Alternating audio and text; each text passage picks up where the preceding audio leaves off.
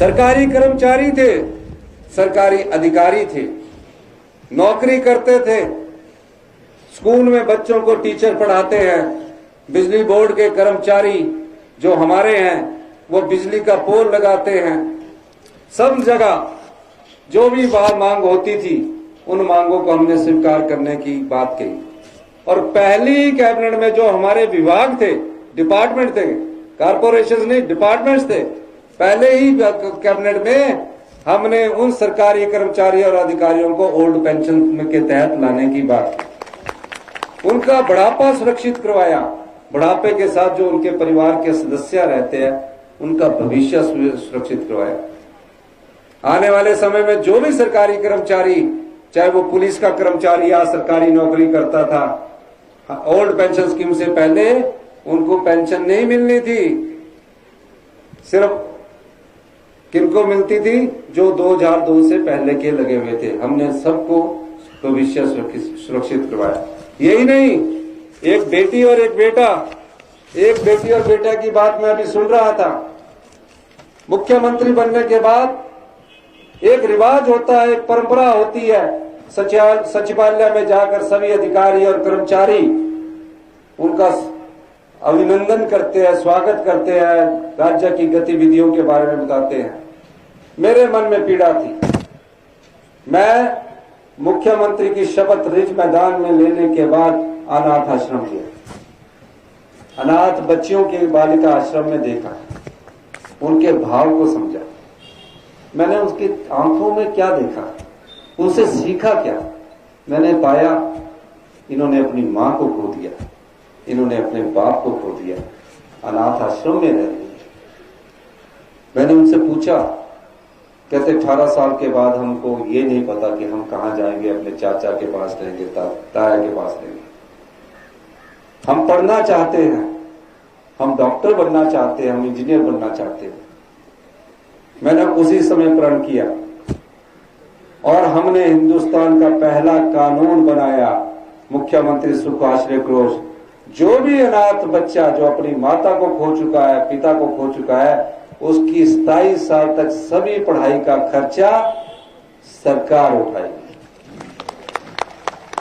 उन्हें children of the state का दर्जा दिया गया। 18 साल के बाद अब बेटियां अभी मुझे मिली तो कोई ग्रेजुएशन कर रही है, कोई ITI कर रही है, कोई डॉक्टर बनने की तैयारी कर रही है और कोचिंग का खर्चा भी सरकार दे रही है, कोई इंजीनियर बनने की तैयारी कर रही है, कोई MPhil करना चाहती है, MA करके PhD करना चाहती है, कुछ वोकेशनल कोर्स करना चाह रही है। सारा खर्चा सरकार दे रही है, पूरी फीस उनकी सरकार दे रही है, पूरे हॉस्टल का खर्चा भी सरकार दे रही है। अभी मुझे एक बेटे ने बताया कि मैं रीजनल सेंटर में हूँ, किराए के मकान में रहता हूँ। मैं इसी मंच के माध्यम से कहना चाहता हूँ कि जो अपनी माता को बच्चा खो चुका है, पिता को खो चुका है, उसके लिए हम किराए का भी प्रावधान करेंगे। तो ये उनकी कोई मांग नहीं थी ये कि वो मेरे पास आए डेपुटेशन लेकर, जैसे सरकारी कर्मचारी आए थे, ओल्ड पेंशन स्कीम मिलनी चाहिए, किसान आ जाता है कि ये योजना लेकर आ जानी चाहिए। इन बच्चों की कोई मांग नहीं थी। 4000 बच्चों को सरकार ने गोद लिया और 4000 बच्चों को 18 साल के बाद जो पढ़ने जाता है 4000 रुपया महीना उसको पॉकेट मनी मिलेगी।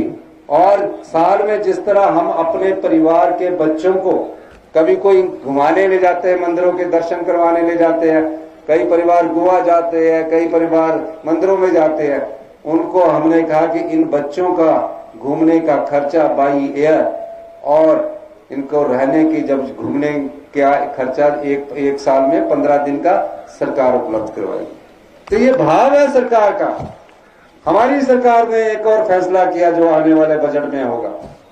जितनी भी विधवाएं महिलाएं हैं, जिन विधवा महिलाओं की आय 1 लाख से कम होगी, उनके सभी बच्चों को, जो विधवाएं जिनकी गरीबी रेखा 1 लाख से कम होगी, उनके जितने भी बच्चे हैं उनको पढ़ाने का आने वाले बजट में हम ऐसा प्रावधान करेंगे कि उनके पढ़ाने का खर्चा भी सरकार उपलब्ध करवाएगी, हॉस्टल में रहने का खर्चा भी सरकार करवाएगी। ये सरकार की नीतियां हैं, ये सरकार के कार्यक्रम हैं, क्योंकि उसमें आप लोगों का अधिकार है।